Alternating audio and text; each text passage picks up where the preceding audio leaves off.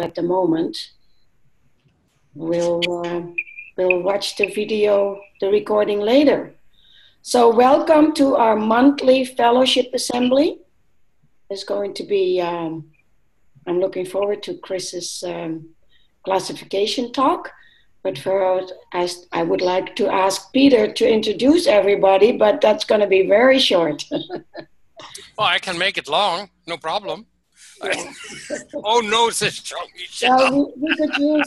Well, we could use the extra time because Jim is going to be talking, and we're going to talk a little bit about. That's all right. Yeah. No, I am Peter Denoy, and I am located in the Dominican Republic at the moment.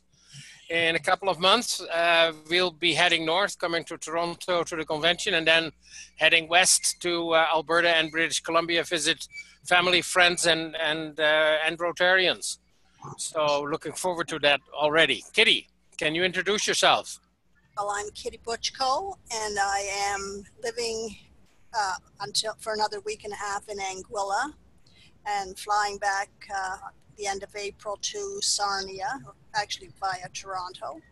And I am going to be in Toronto for the convention as well. And I'll be in Sarnia for the rest of the summer and coming back to Anguilla in the fall again.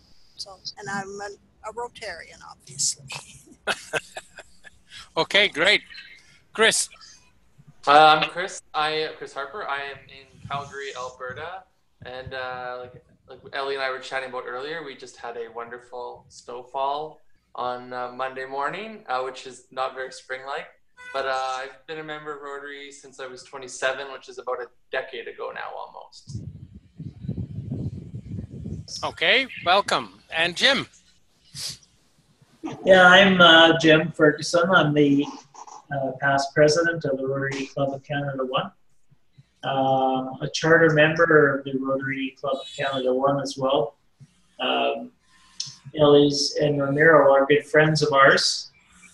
And we were both members of the Rotary Club of Stony Plain at one time until Ellie started up the E-Club. And at that point in time in our lives, we were doing lots of traveling, so we wouldn't be around Stony Plain very much. So I switched over to the E-Club. And I'm glad I did. Well, we all are. We all are very glad you did. Indeed. Yeah. Ellie. Yeah, I should introduce myself. I am Jim's friend. I'm Ellie Contreras. I am a former member of the Stony Plain Club, Alberta. I past district governor. And I am now, I'm the co-founder of the charter president of the Rotary Club of Canada 1. And this is my first full day back in Mexico, and it's beautiful weather. What? Back in where? From Mexico. Okay, but you said back in Mexico. Back from Mexico. And it's You wish you were back in Mexico. No, I'm very happy to be back. Okay, Ali, thank you very much. Jim, Jean.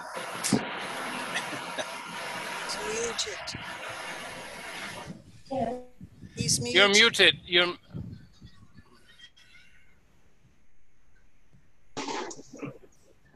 Still can't hear him. Okay, now it's still not working. You're same as Thursday, I think. No, we can't hear you, Jean. Don't know what's going on. All right, we know who you are. Yes, oh yeah, you got the elephant. Bruce. Everybody, I'm in Surrey today. How are you Can't all? hear you. Good. Can't hear you, Bruce. Sorry. Okay. I don't know why that We is. could hear him a little bit. A little bit. Okay. It's very quiet. Yeah. And past district governor Ed Wilson. Could Hello, you introduce Peter. yourself? Can you introduce yourself? Well, I don't know how much I got to introduce, Peter. Oh yeah, This is everything. everything. No, we won't go there. Anyhow, 30th year in Rotary, and hi Jim, and hi Bruce, and hi Ellie.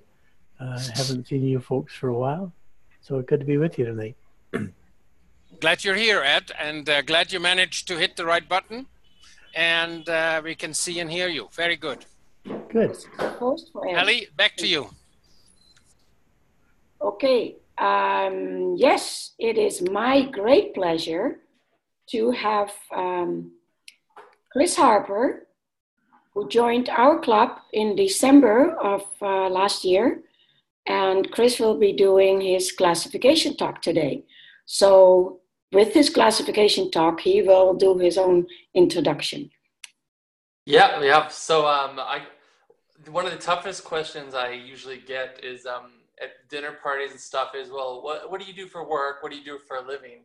And I figured out a good answer to that after the years, but I'll give you just a little bit of background on me.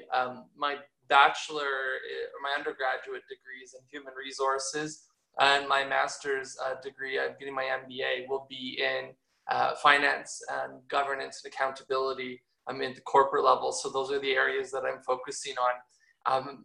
And what makes my sort of career path interesting is that I do consulting. That's my classification, is business consulting, but that means so many things to so many different people.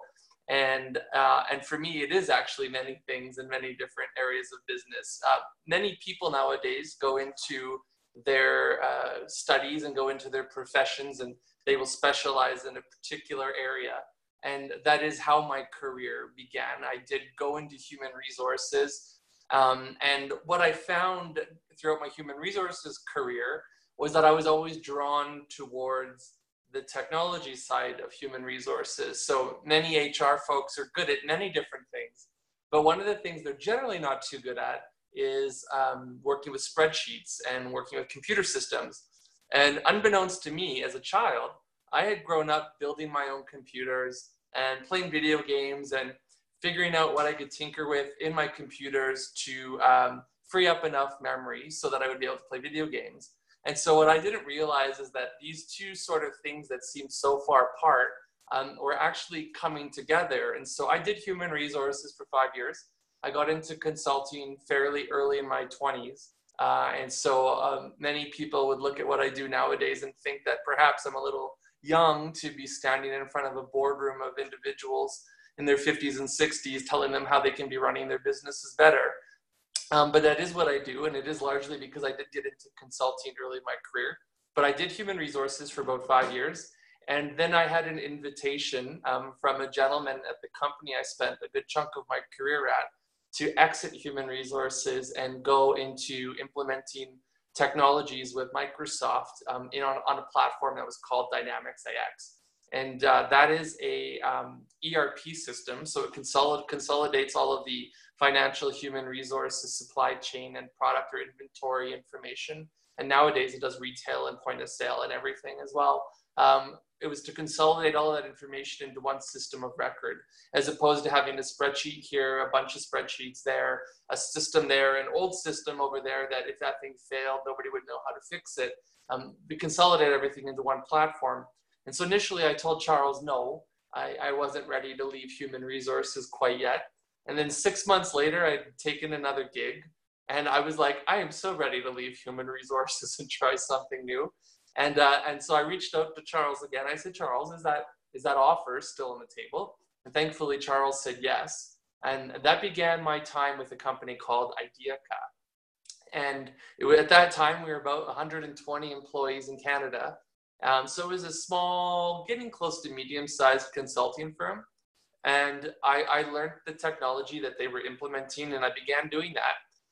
And what I found was over the years working with IdeaCA that technology is actually a very small part of change. When it comes to implementing new systems and new technologies, our founder at IdeaCA was very famous for saying, new technology plus bad process equals expensive bad process. And this is a very true thing I found in business in general. And so I began not just implementing technology, but using my background in human resources to actually redesign processes in the context of HR departments.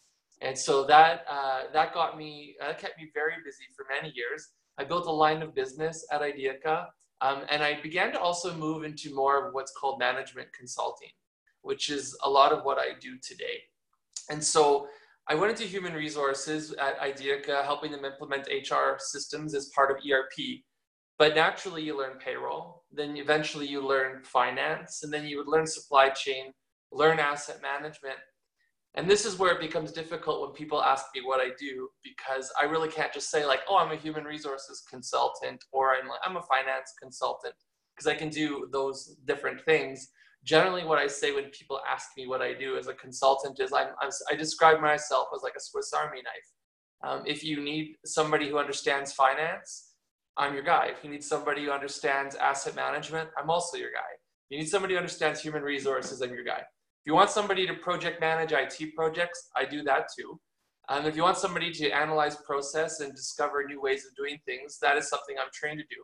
And what's interesting is that there are very few people that I've encountered in my professional career who understand enough about multiple different areas of business to connect the dots. And a lot of weakness in business process and service provision or service delivery is in how different functions communicate with one another and communicate across each other. And so I've developed a very strong skill set for connecting parts of businesses that usually don't communicate very effectively. And usually where there's processes that need to be integrated. And so as a business consultant, this is where I spend a lot of my time. Whether it's an IT project or management consulting, I generally have to deploy all of these skills in some way. And so in a lot of ways, I'm a 3-in-1 consultant in that you get project manager, business analyst, and a management consultant. And most clients will bring me in to do project management, for example.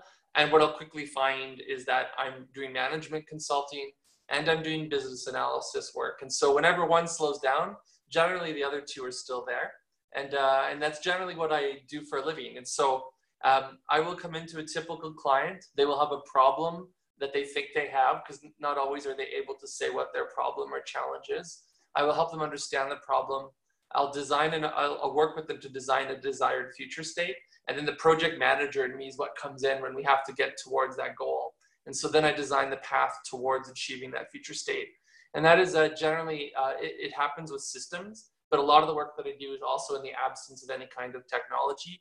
So it has to do with financial internal controls and monitoring and continuous metrics on those controls, as well as making sure that I understand compliance, like whether it's with the COSO framework, which is an internal control framework, or whether it has to do with like the Institute of Auditors and so on. These are sort of area bodies of knowledge that I need to be aware of. I always keep my HR tools sharp. I always try to stay on top of technology because you never know what the next project will bring.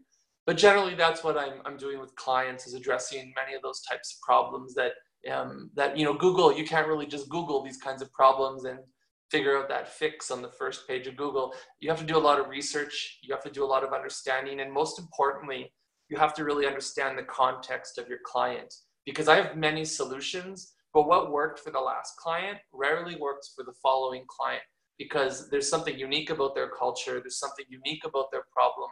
There's something unique about the way they do things. And so I carry around this toolkit and I try and piece together, and this is where my management consulting side comes in.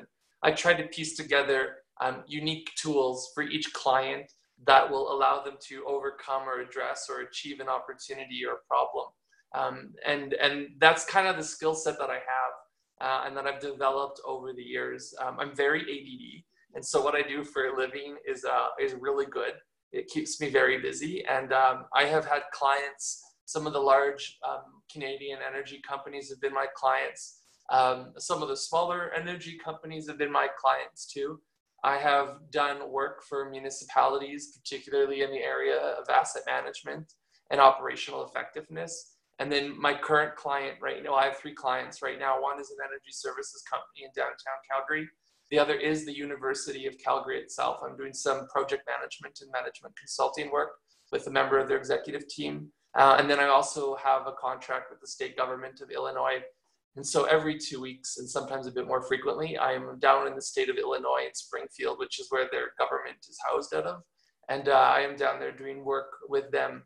And so that's generally what my client base looks like. I have a lot of experience in not-for-profit. I do a lot of not-for-profit volunteer work in my local community beyond Rotary. So I sit on several boards. I sit on several professional boards, and I was appointed through Order in Council to the Health Professions Advisory Board for the province of Alberta. My term is now concluded, but at the time we advised the Minister of Health and Wellness on the regulation and the scope of practice for health professions, which are like your masseuse, your optometrists, and so on. And just making sure that, you know, if an optometrist wants to be able to put a needle in your eye, we would try to understand and assess whether or not that was an appropriate scope of practice. And so we would hold hearings and public hearings on that. And my responsibility as a public member was to represent the public perspective in those conversations and recommendations to the Minister of Health and Wellness at the time. And then in my spare time, I also teach at the University of Calgary in business, and I also teach at the Southern Alberta Institute of Technology. And so those are two places where I like to take everything that I've learned and share it back with the students and the learners that attend my classes, as well as understand from them and learn from them some of the experiences and key lessons that they've learned in their adventures. And so I view those teaching opportunities not as a way for me to spread my expertise, but as creating a forum and a safe environment for others to share their learning and their observations and understand how we can all as professionals, whether you're the instructor or the learner, grow together to increase the effectiveness and recognition of our profession when it comes to consulting and business. And so I think that would be a little bit about like what I've done, how I got here. And then I suppose I could talk about like the future of what a career like this might look like. There's many different ones. And so part of the question that I struggle with sometimes is, do I consider being the lone wolf that I am and go out there and continue to do my independent work through my numbered company, which I'm very happy to do. I have no intention at this time of taking my company and expanding it to hire employees. I have had the choice to do that because I do generally get more work than I am able to take on. But I realize that the reason why I got into doing things the way I do them and what I do now is because I enjoy it, but also because seeing my family in Ontario is important. And this type of career and this type of work that I do allows me the flexibility to see my family back in Thunder Bay. And if I were to grow a business and hire employees, I don't think that that purpose of doing what I do would be able to be fulfilled. And I think it's a very important reason that I got into this. So I have the choice to stay independent. I also have the choice to go into a firm and to go back to being an employee. And I think at this level of my career, I would be able to go back into a firm at a more senior level, not at a partner level, but at a more senior level. And so that's always an option too, because part of what isn't so much fun about the way I do things is that I don't have a team of my own. If I have a problem I can't figure out, I can go to colleagues that I may know in the profession in general, but otherwise I don't have a team that I can have a meeting with and bounce ideas off of and so on. And so it does get a little bit lonely in that regard. And being in a firm is attractive in some ways because you have that team, you have that intellectual property that is there and that you can build upon. But you also have that reputation that the firm brings. And so it opens up more global opportunities, which is fairly exciting. And global opportunities are a bit more difficult as an independent consultant. So the state of Illinois, for example, is one of the first clients I've had I've had clients that have had operations in the United States, but this is one of the first clients that has no Canadian presence whatsoever. And so learning the NAFTA visa process and crossing the border with the visa and all that, that's been quite a learning experience. And all the fun forms I get to fill out as a foreign entity doing work in the United States is quite exciting. And you just kind of do it and hope that you filled it all out correctly and that nobody comes knocking at your door one day saying you didn't. And so my future is either in a firm or continuing to be independent. And I suspect I'll need to answer that question within the next year because I'm getting, I know it sounds, for some of you, it may sound a little bit cute, but when I get to 40, I feel like I should have a very clear idea of whether I'm going to be independent or be in a firm. Because at that point, I really only have maybe 20 years left in my working professional life. And I do believe I need to be on a path that I can build towards because the advantage of youth at that age is going to start to deplete in my observation. And there'll be some young guns that are going to be coming up and either going head to head with me as an independent for work that I would normally be qualified to get, but people may perceive me to, you know, slowly being not maybe up to snuff. And so, you know, I might start to experience some of ageism, which as much as I would like to think it doesn't exist, I'm pretty sure that there is a bias. You know, young people are labeled as inexperienced, and I think sometimes more experienced individuals are labeled as having too much experience. And I'm in that sweet spot right now where I have, I think, the benefit of both, and I want to make sure I maximize that opportunity. So going into a firm or continuing to be a consultant on my own will be a very important decision, and one that I've contemplated now for a year and a bit, and I'm coming towards a decision on it. And I'm focusing on letting that opportunity happen as opposed to focusing on trying to create it. So we'll see what like fate and life kind of throws at me, and I'll kind of roll with it. But that's just, I guess that's my classification, talk about what I do. So I fix problems that Google can't. And I'm a Swiss Army knife of a consultant. So, and I will just advise, I saw Jim had the wine glass out there. The corkscrew on my Swiss Army knife works quite well. And so I just thought I'd point that out there. But yeah, that's what I do for a living. I solve the problems Google can't for companies. And I tend to have a Swiss Army knife of a skill set that lets me fall into many situations and find my way through them to the client's success. And my bottom line is that every client needs to be left better than the way I found them. And for me, that aligns with my personal values. It also aligns, obviously, with the four-way test. And so I am not a make-work consultant. I am very eager to bring them success and bring them the results they desire and leave them better than when I found them and move on and always maintain a relationship with them because it results in repeat work. But I'm also a relationship-based person, and that's just an important value that I have. So I think that would be what I would say for my classification talk. If there's any questions, I'm happy to answer them. Yeah, I have a question, Chris. Maybe observation. How about if you would, as you were telling what you were doing with the Swiss Army knife thing, how about a holistic approach to business? It sounds maybe not so aggressive as the Swiss Army knife, but would that cover it? People would still probably find that to be not sufficiently precise. Like if I said a holistic approach, because there are some parts of business I'm not necessarily adept at, for example, but yeah, it's just what I try to convey with the Swiss Army knife is that people can visualize a Swiss Army knife.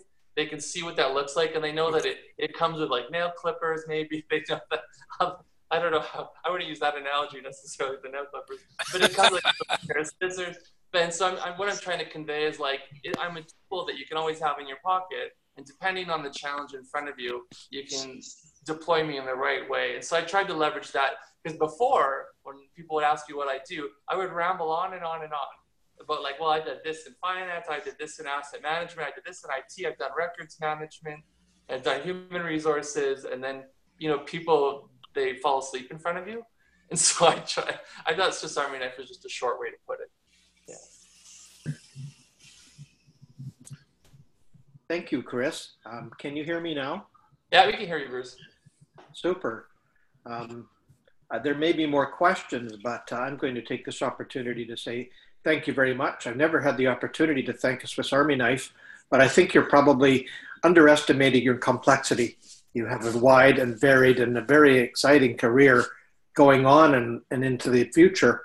But can I ask the question, how did you come to be involved with Rotary, and what do you see your path in Rotary to be?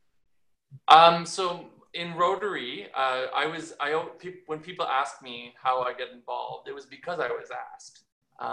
You know, Rotary, before I was asked, I would have thought the same thing, like, oh, isn't this like a club for, you know, old Caucasian gentlemen to get together and just talk about business?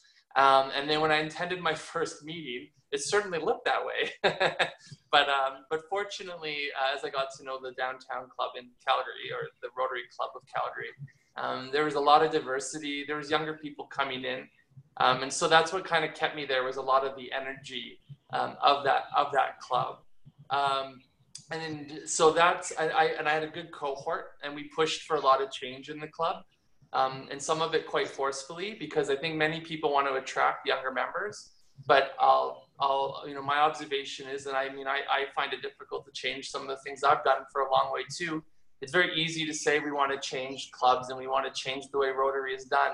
But then when it comes to letting go of something that your Rotary Club has always done, it can be difficult and emotional for some people to let go of those types of things, like moving to a new location, for example, or moving to a once a quarter evening meeting for like a wine reception type style, for example. These very simple things in my mind were actually very difficult decisions for some of the longtime members of the club, and we were able to make some good changes. In terms of my future in Rotary, I did not join Rotary to become president or to become board members. I've served on the board of the Rotary Club of Calgary. I've served on committees. I've served on district communication and so on. I came to Rotary to essentially have an opportunity to give back and to share experience with like-minded individuals. But in terms of my involvement, I try not to think of it as like a ladder to climb necessarily. I do carry a lot of commitments and demands on my time. And I always want to help, but sometimes I find that this puts me in the position where I want to help, but I'm not always able to help as much as I want. And so I find that when I make commitments, sometimes they're delayed in terms of their delivery because I do have a schedule and commitments contractually and outside of Rotary in terms of my community involvement that often bump up against one another. And I can do magic with my calendar, but at the end of the day, I've only got batteries in my body that are so large. And what ends up costing me there is like my health and my fitness, which I try to take seriously because I do want to be as fit as I can and healthy as I can by the time I'm 40. I find that's where the compromise ends up being, is that I end up foregoing things that are important to my personal well-being, which doesn't make me very useful to the people that want me to help them out. And so it's, in terms of my involvement with Rotary, I try to not think too far ahead in terms of what that looks like. I just try to be able to contribute where I can. Thank you. On behalf of the old white guys, I'd like to also thank you for putting the bar at 40, and I hope you can extend it even beyond 40. Any more questions? Hi, Ed. Hey, I think I'm muted. I'm not sure. Oh, Not anymore. no, we can hear you. Chris, I'd just like to make a comment. I went through the situation that you're going through right now about 25 years ago. Mm-hmm. Do I remain independent or do I go with a company? And if you and I had a chance to talk offline sometime, I would share some of my thoughts. They may be helpful for you. Sure, yeah, that'd be great. So, Chris, where were you born and raised? I was born in Thunder Bay, Ontario, and that, well, if some of you may know it as Port Arthur and Fort William, maybe. I was born on the Port Arthur side, which we always joke is the better side of town, but we don't really hold it against each other. But I was born and raised in Thunder Bay, Ontario, and I left, I think I was around 2021, I left for Ottawa and then came out to Alberta and experienced the boom.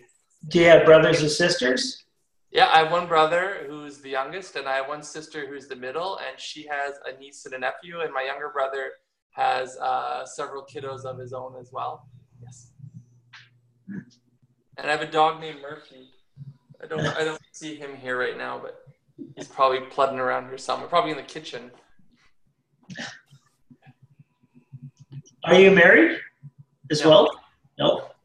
And you're living in Calgary? Yeah, I live in Calgary in the downtown. Oh yeah. You know, so how do you like the E-Club?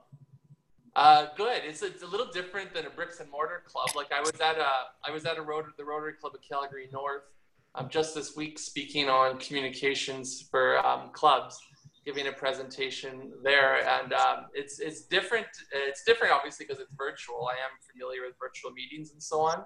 Although Peter's very strict about the video component of the meetings, which is generally not something that we use in business unless needed. But I do like the E-Club. It's a smaller size, which I think many of you might feel like is not a good thing, but I actually find is an asset. Because having been a member of a larger club, it brings a different level of, there's different agendas, there's different visions out there. And it can become difficult to have members that are engaged and know who those members are because when you're close to 300 members, you know, if you're not participating, you don't really stick out. But in a smaller club, I think people are, I hope, are a bit more committed and want to give something back because their contributions will be more visible. Mm-hmm.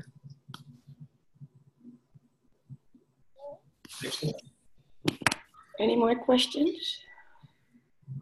Wow, Chris, this was a great classification. I think you're way too young with that much experience in business. And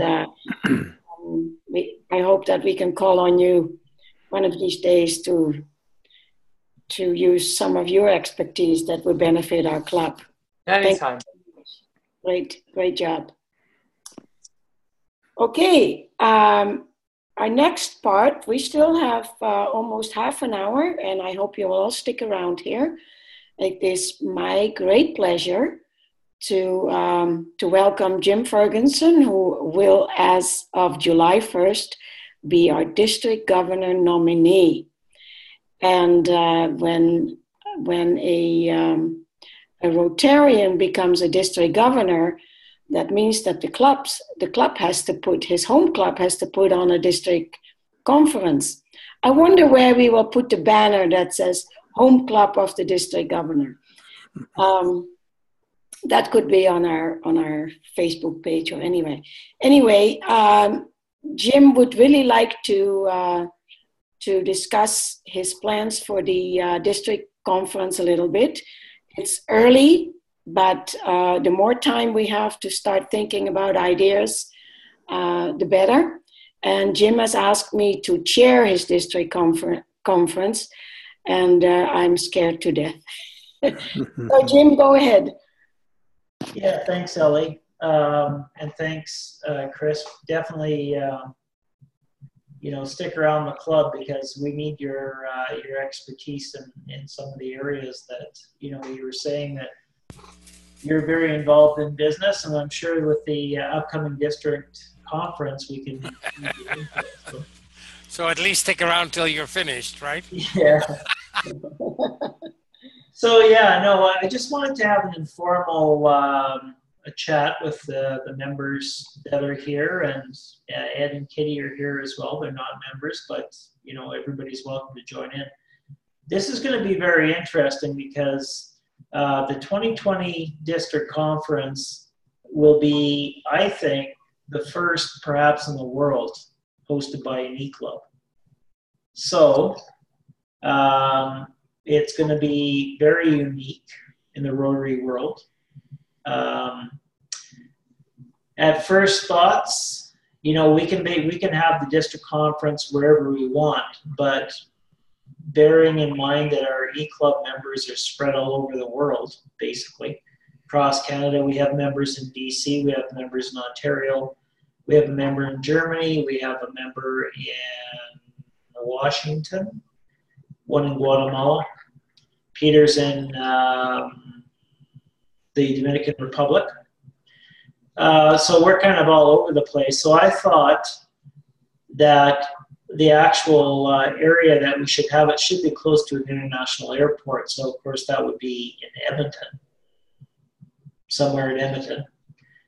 We were looking, of course, Ellie, Romero, and I are from the Rotary Club of Stony Plain, and Romero was the past president of the Rotary Club of Spruce Grove.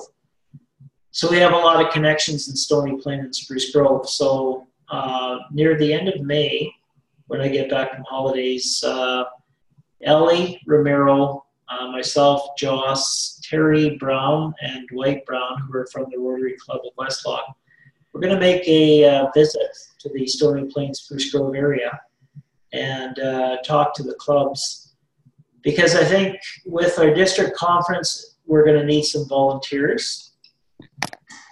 And, those are probably the best clubs that we know of that we can actually get some volunteers. So what I wanted to do tonight was to talk about the district conference of 2020. We won't know the exact time that we're going to have it until, I believe, there was some talk of January 2019. But what I'd like to do is get some ideas about the district conference. How can we make it different and unique from all the other district conferences that we've all gone to?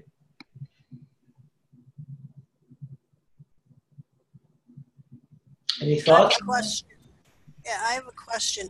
You said January. Is there not a specific time that you would have it later? And I mean, it just seems to me January is awfully soon. However, we're here in January. Oh, you do it? Okay. Yeah.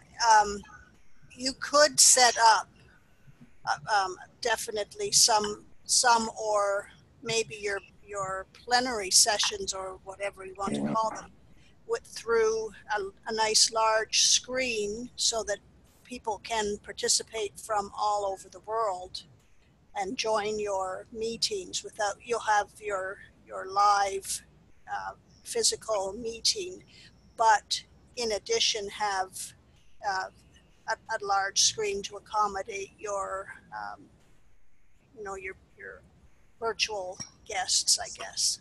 Mm-hmm.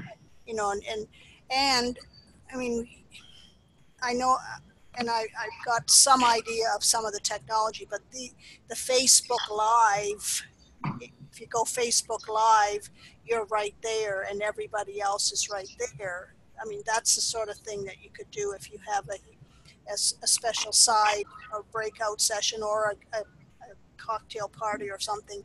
If you have a camera and somebody is there and interviewing you, so that your virtual guests are there as well. Mm-hmm. That kind of thing. Yeah, and we had, Ellie and I had talked about that too. I mean, as an e-club, there's always that option that we can have a surprise guest speaker through Zoom or through the internet. So I think for our district conference, there should be the electronic media should play a large role in it, especially for the stage itself.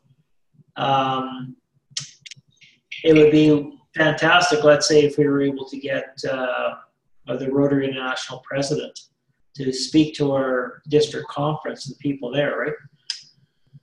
So that was one thing. And we also thought about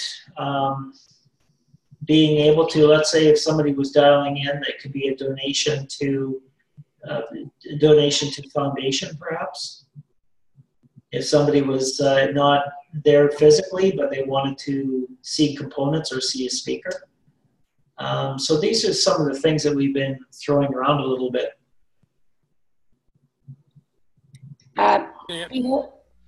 Peter, let me just, we have asked Peter to take care of the electronic part, and we discussed like live streaming, and Peter probably in the meantime has thought of some of the ideas of how we can do that. You want to go ahead, Peter? Oh, no. I haven't gotten all that far at all. One of the things I have to say that in 2 years, there may be many more things that we may be able to do. Don't get me wrong. This is a fast-moving technology, and so there will be all kinds of possibilities for that. The other thing that I think is, yes, we are the E-Club, but it's still the district conference. It's not our conference, it's the district conference, and we're part of that. So part of it should be definitely virtual or more, have that, but the majority of the functions is still for the district where people are physically present and those kind of things. That doesn't mean that we can't record more or, have a presence online as well, but just having a certain part of that conference open to the world where the world can attend, is just unique. And I think Rotary International President will be very interested, being his district governor, the first one from an E-Club who is actually hosting his district conference. So, we're not going to settle for a representation from the district, from the president international. He better be there himself. Now, that may be virtually, but we have to push for that. Again, push hard, push hard, and there may be some other person that will be representing him. Still, I think it's very important to have that, to go for that too. So that will bring a lot of interest and enthusiasm, I think, within the district to the whole process too. Mm-hmm. Has anybody ever been to Disney World, where you see these? There's an image, there's a name for it, like these phantoms, and they walk right in the room, and it looks like they're live. That technology, that technology is there. Is it like Phantom, or what is it called? Oh, yeah. Like a holograph? Like a yes. Hologram? Wouldn't that be great?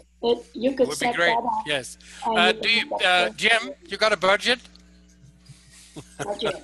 The budget? Well, yeah. How much money we got? The district charges $10 per member for the district conference. So we have approximately $21,000 to $22,000. No, I'm just kidding. I have no idea. I mean, we could do all kinds of real fancy stuff, but whether that's feasible is a whole different ballgame, of course. Too, so. That's right. And we haven't really gotten that far yet, but we do have the $21,000 to $22,000 that the District 5370 has, which should help to book speakers and to book the hotel and, that type of thing. You're right. That the more that I think about it, it's almost like a wedding. What? Sorry? It's almost like a booking a wedding or looking after a wedding. Or a wedding. Yeah, where you can have extremely expensive decorations, or you can rent decorations, or you can do this, or you can do that. So, I mean, there's a lot, the dollars and cents at this point really can't be nailed down. I'm just looking for some ideas to make it different than the other district conferences. Now we do have live streaming. The live streaming, it would work beautifully, I think, because even for your club members who will not be there, mm-hmm. they shouldn't be denied the opportunity to be there, and not just for a big presentation, but for the side bits that are interesting, even in the hospitality suite. Right. Yeah. Yeah, absolutely. Something that is live streaming that you can see the different areas, right, and hear it. Yeah. Bruce, did you want to say something?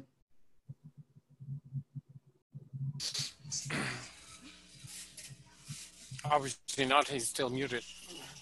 There we go. What can I say? Yes. Jim and the wedding. Jim is getting married to Rotary. Cool. May your bride and you enjoy long and happy relationship. Mm-hmm. Well, also, Jim, let's plan. I mean, I will be in the greater Edmonton area in the first 2 weeks of July.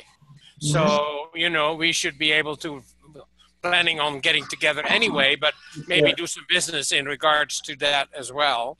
And so, talk about audiovisual things.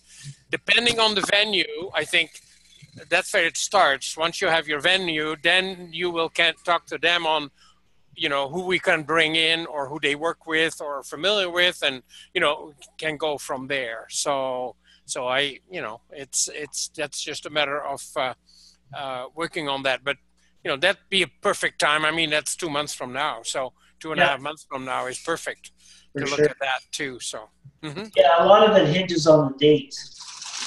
And like I said, we won't know the exact date until probably close to January of 2019. So I don't know as far as the zone training. Ellie had mentioned the second week in September, right? Usually zone training is near the end of September or even into October. So we might be, but I don't know if we should book anything until we find out the exact time, right? So, So right now, it's just a matter of finding out ideas and, you know, the people that are here just ponder it. And, you know, if you have any ideas or any burning thoughts, just get back to me and Ellie, especially. Chris, what do you think about a district conference? I like the idea of opening it up digitally. Well, the other thing that you may think about is that because we have enough notice on it, you maybe could reach out to some of the districts like my former one, 5360, because perhaps instead of the clubs having their weekly meetings that particular week, they could encourage their members to qualify for attendance by coming into like a keynote session or something like that, perhaps, which might expose them. Because I do get many questions from Rotarians that I know in Calgary. Oh, what's the e-club like? Oh, I haven't heard really much about it. Or like, what's different? How do they do fellowship? It might introduce them to the format and the concept a little bit more, and also give us a chance to show who we are and show how technology can be leveraged for engagement. But I do agree with Chris' point that it is still a district conference as much as I think we'd like it to be about us. Yeah, well, I was just going to mention that too. That's a good point because they do have protocols as well. They have strict protocols for the district conference. So as much as you'd like to think about making it as different or wild and unique, we still have to follow their protocols. So we'll see. We'll see going forward.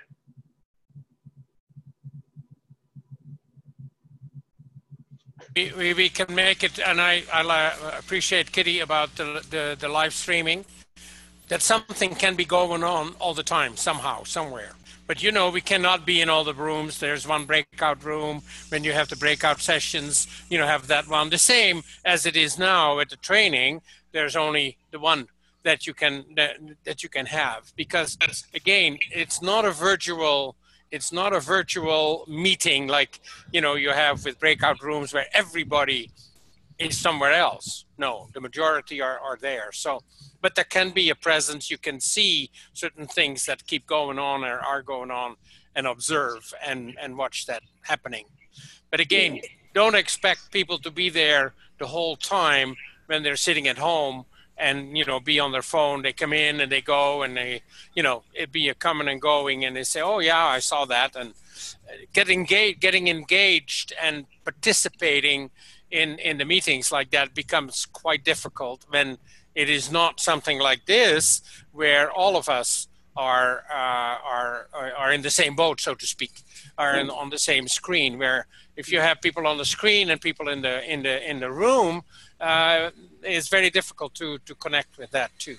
We'll get a bit of a taste of how that's going to be in Toronto when we have our breakout session that I'm involved with, and where we will have a room, and there's over 250 people in the room that will be participating, and we'll have about 6 different presentations during the 90 minutes, and there'll be a Q&A each time as well, and we'll have people walking around with phones or iPads so that the person that's asking the question, you know, will be visible on the big screen for everybody to see, or on the Zoom meeting too. Again, I just today sent some more requirements for equipment that we would like to have for that too. And so it is still, you know, searching your way around of what is possible and what can be done. So be very interesting. Looking forward to that, you know, also. So. Right. I was going to say, for one of our zone conferences, which was online in District 7020, what they did, we had several computers and several screens. So we had breakout sessions. And if I had a breakout session, I had 2 computers side by side. So this was the main room. And then we all went to, or not all, but some of them who were participating in my breakout session were on my screen over here. And the same thing happened about 4 different times. There were 4 different breakout sessions. And then at the end of the 20 minutes, we all came back to the main room. So it was very similar as to what would happen in a real physical setting, but it was totally virtual with the breakout sessions. So, you know, you could do that. You just have to have the extra laptops to host the various breakout sessions. There's lots of stuff you can do if you think about it. My goal when I started the E-Club, you know, 2012, 2013, it was, here we are, this is how I do Rotary. So the more things that Rotary does that I can be involved in online, the better. And just try and think of ways that you can meet up online to do all these conferences. And obviously being there physically is a much different experience and maybe a more valuable experience, but it shouldn't be the only one. We should not be denied because we're not physically there. That's right. Yeah. Yeah. The E-Clubs are unique. Yeah. Very, very unique. And sometimes it's hard for people to get used to them, but, you know, once you've been in an E-Club and you've experienced the mobility and the ease of meeting, you know, sometimes you look back at a Terra Club and say, well, it's nice to physically meet these people, but I'd rather get stuff done this way and you know, have more time in my life. But anyhow, I wanted to bring this up. Those are the thoughts that we have right now for the 2020 District Conference. Just keep it in mind, and as we go forward, if you have any questions or concerns or thoughts, contact Ellie or myself, and because we're looking for ideas as well. So that's where we are on it. Thank you, Jim. It's going to be a great conference.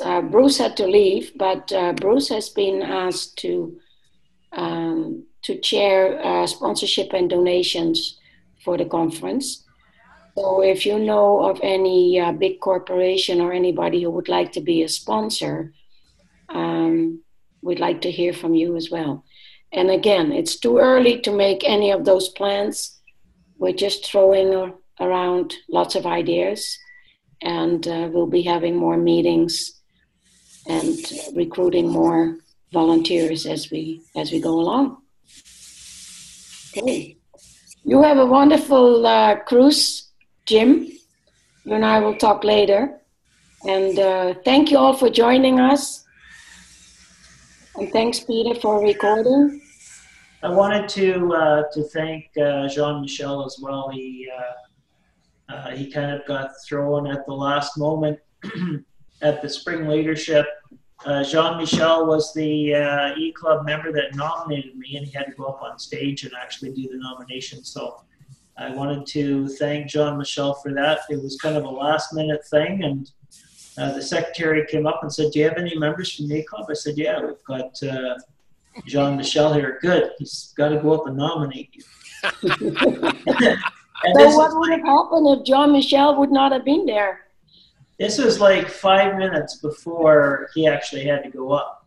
The secretary came over and he said, "Yeah, okay." So I said, "Well, what does he have to do?" So I did a really, really good job, and thanks, Jean-Michel. You've got your place in history. But yeah, thanks very much for putting it on, Ed and Kitty. Chris, it was interesting to actually hear more from you, you know, to hear about your background and your business. It sounds like you've got a super exciting life, so. We wish you all the best. All right. Okay, thanks you guys. Soon.